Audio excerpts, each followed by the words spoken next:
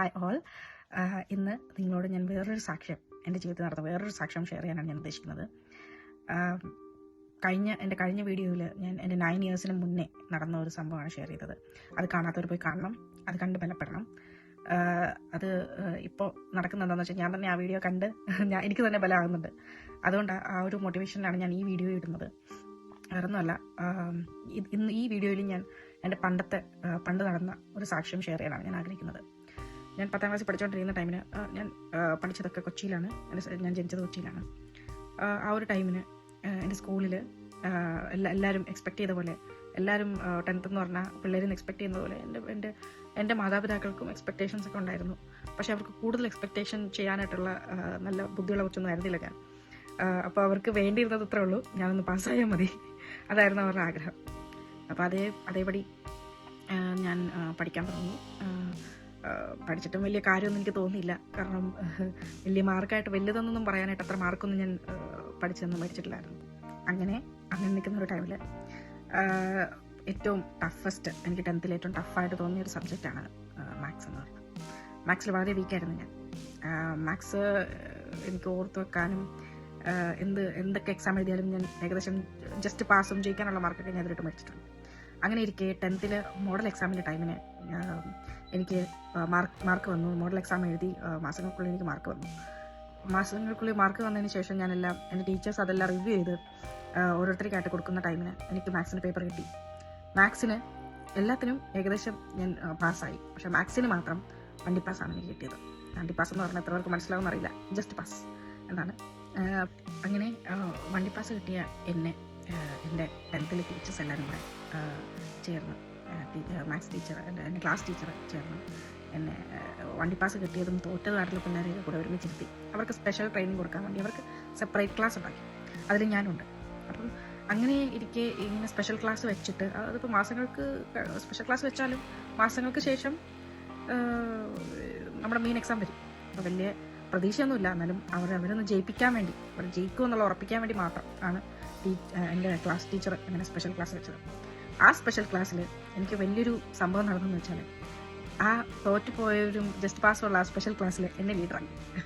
വളരെ വളരെ ചിരിക്കാനുള്ള കാര്യമാണെങ്കിലും അതിൻ്റെ ഉള്ളിൽ ഭയങ്കര വിഷമമുണ്ടാക്കി. അയ്യോ, ഞാൻ എന്നെ ലീഡറാക്കിയപ്പോൾ എല്ലാവരും അവിടെ ക്ലാസ്സിലുണ്ടായിരുന്ന എല്ലാവരും ചിരിക്കാൻ തുടങ്ങി. അതെനിക്ക് ഭയങ്കര വിഷമം തോന്നി. അങ്ങനെ എനിക്ക് എൻ്റെ മെയിൻ എക്സാമിന് അങ്ങനെ നാളുകൾ കടന്നു പോയി. എൻ്റെ മെയിൻ എക്സാം വന്നു. മെയിൻ എക്സാം ഇരിക്കുന്ന ടൈമിന്, മെയിൻ എക്സാമിന് പോകുന്നതിന് മുന്നേ ഞാൻ ട്യൂഷന് പോയിട്ടുണ്ടാകും. അപ്പോൾ ഞാൻ ട്യൂഷൻ ടീച്ചർ എന്നെ അടുത്തോട്ട് വിളിച്ചു. എൻ്റെ ട്യൂഷൻ ടീച്ചർ തലയിൽ തൊട്ടിട്ട് പറഞ്ഞു, എന്നെ മാറ്റി നിർത്തിയിട്ട് പറഞ്ഞു. ട്യൂഷൻ ടീച്ചർ ആക്ച്വലി എൻ്റെ കസിനാണ്. അപ്പോൾ എനിക്ക് ട്രെയിൻ തന്നതും നല്ലൊരു ടീച്ചറാണ്. ആക്ച്വലി നല്ലോണം പഠിപ്പിച്ചു. നല്ല ഫേമസുമാണ്. 10th സ്റ്റാൻഡേർഡിന് ട്യൂഷൻ എടുക്കുന്ന നല്ല ഫേമസ് ടീച്ചറാണ്. അപ്പം പുള്ളിക്കാരി എന്നോട് പറഞ്ഞു, എന്നെ നാണം കെടുത്തരുത്, മാർക്ക് മേടിച്ചേക്കണം, എന്നെ നാണം കെടുത്തരുതെന്ന് പറഞ്ഞു. അതും കൂടെ കേട്ടപ്പോൾ എൻ്റെ കയ്യിൽ പോയി. ഞാൻ വളരെ വിഷമിച്ചു. ആക്ച്വലി അത് പുള്ളിക്കാരി പറഞ്ഞത് നല്ലതിനാണ്, എൻ്റെ നല്ലതിനാണ്. പക്ഷേ എനിക്ക് ഭയങ്കര വിഷമം ഉണ്ടാക്കി. കാരണം വേറൊന്നുമല്ല, എനിക്കതിന് സാധിക്കില്ല എന്ന് എനിക്കറിയായിരുന്നു. എനിക്ക് വേറെ ഒന്നും ചെയ്യാനില്ല. ഇങ്ങനെയൊക്കെ കേട്ടിട്ട് ഞാൻ പോയിട്ട് ആദ്യം ചെയ്തത് എൻ്റെ ദൈവത്തിനോട് പറഞ്ഞു, കർത്താവ്, എനിക്കറിയില്ല, എനിക്ക് എന്ത് ചെയ്യണമെന്ന് അറിയില്ല കർത്താവ്. ഞാൻ അന്നൊരു കാര്യം ചെയ്യായിരുന്നു, ഞാൻ മുട്ടൂത്തി പ്രാർത്ഥിക്കായിരുന്നു. ഞാൻ മുട്ടൂത്തിയിരുന്നു വിഷമിക്കായിരുന്നു. എനിക്കറിയില്ല ദൈവം എന്ത് ചെയ്യണമെന്ന്. അങ്ങനെ ഞാൻ പറയാം. അങ്ങനെ ഓരോരോ ചെറിയ ടെസ്റ്റൊക്കെ എഴുതുമ്പോഴേക്കും എനിക്കതിൽ കിട്ടുന്ന മാർക്ക് ഷീറ്റിൽ എനിക്ക് ഇച്ചിരി മാർക്ക് കൂടുതൽ കിട്ടിക്കഴിഞ്ഞാൽ ഞാൻ അതിൽ എഴുതി വെക്കാൻ തുടങ്ങി. ദൈവം ചെയ്തത്, thank you Lord, thank you for this എന്ന് പറഞ്ഞ് ഞാൻ എൻ്റെ മാർക്ക് ഷീറ്റിൽ എഴുതി വെക്കാൻ തുടങ്ങി. അങ്ങനെ ഇരിക്കെ അവസാനത്തെ എക്സാം വന്ന ടൈമിൽ അത് ഞാൻ പോയി എഴുതി. എൻ്റെ റിസൾട്ട് വന്നു. റിസൾട്ട് വരുമ്പോൾ തന്നെ നമുക്കറിയാം, ഒരുപാട് പേരത് കാണാനും ഒരുപാട് പേരത് പ്രതീക്ഷിച്ചിരിക്കുന്നവരുണ്ട്. ഫാമിലിയിലാണെങ്കിൽ ഒരാൾ 10ലാണെങ്കിൽ അവർ തോറ്റോ ജയിച്ചോ എന്നറിയാൻ വേണ്ടി നമ്മൾ അപ്പനമ്മ അല്ലാതെ ഒരുപാട് പേരുണ്ടാവും. അപ്പോൾ എല്ലാവരും പ്രതീക്ഷയോടെ നോക്കി എനിക്ക് എത്ര കിട്ടി എന്നറിയാൻ വേണ്ടി, തോറ്റോ ജയിച്ചോ എന്നറിയാൻ വേണ്ടി എല്ലാവരും പ്രതീക്ഷയോടെ നിൽക്കുന്ന രീതിയിൽ ഞാനും തന്നു. അങ്ങനെ എൻ്റെ റിസൾട്ട് പോയി നോക്കാൻ തന്നത് എൻ്റെ ചേട്ടനാണ്. അപ്പോൾ എൻ്റെ ചേട്ടൻ പോയി റിസൾട്ട് നോക്കിയിട്ട് എൻ്റെ അടുത്ത് എന്നെ വിളിച്ചു പറഞ്ഞു. ചേട്ടൻ വിളിച്ചു പറഞ്ഞു, നിനക്ക് 5 A+ ഉണ്ട്, 5 A ഉണ്ട്, സോറി 5 A+ ഉണ്ട്.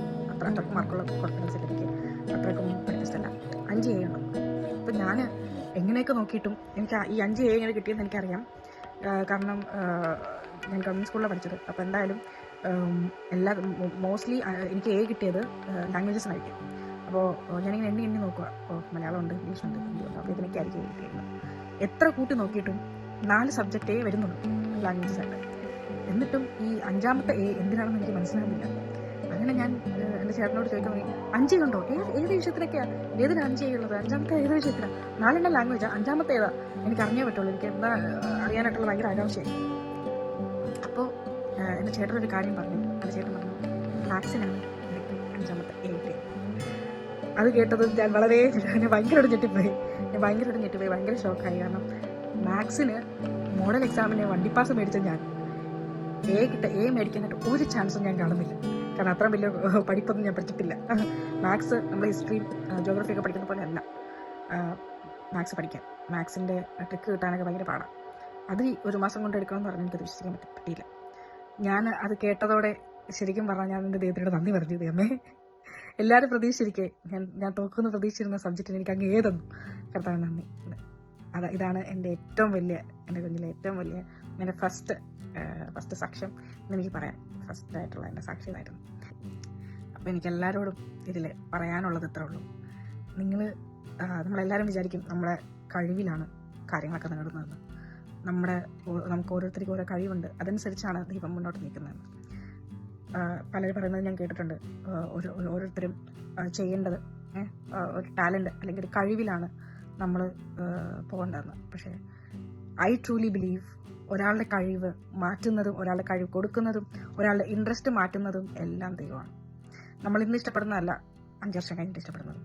നമ്മൾക്ക് ഇന്നുള്ള ടാലൻ്റ് അല്ല 5 വർഷം കഴിഞ്ഞ് വെളിപ്പെടാൻ പോകുന്ന ടാലൻറ്റ്. അപ്പം നമുക്ക് എന്താ വേണ്ടത്, നമുക്ക് എന്താണ് ആവശ്യം, നമുക്ക് എന്തൊക്കെയാണ് മുന്നോട്ടുള്ള ആവശ്യം എന്ന രീതിയിലാണ് ദൈവം ഓരോരുത്തർക്കും ഓരോ ടാലൻറ്റ് തരുന്നത് എന്ന് ഞാൻ സ്ട്രോങ്ലി വിശ്വസിക്കുന്നു. ഈ ഒരു സാക്ഷ്യം ആക്ച്വലി കണ്ടിന്യൂസ് ആണ്. നിങ്ങൾ കാണണം, അടുത്ത സാക്ഷ്യം കാണണം. ഞാൻ ഇതിൻ്റെ കണ്ടിന്യൂസ് ആയിട്ടായിരിക്കും അടുത്ത സാക്ഷ്യം ഇടുന്നത്. അപ്പോൾ നിങ്ങൾക്ക് മനസ്സിലാവും എന്തിനാണ് എനിക്ക് മാത്സിന് എ കിട്ടിയതെന്ന്, എന്തുകൊണ്ടാണ് ദൈവം എനിക്ക് എ തന്നതെന്ന്, കിട്ടിയതെന്നല്ല എനിക്ക് തന്നതെന്ന്. അമ്മേ, ഈ സാക്ഷ്യം നിങ്ങൾ ബലപ്പെടുത്തിയെന്ന് ഞാൻ വിചാരിക്കുന്നു.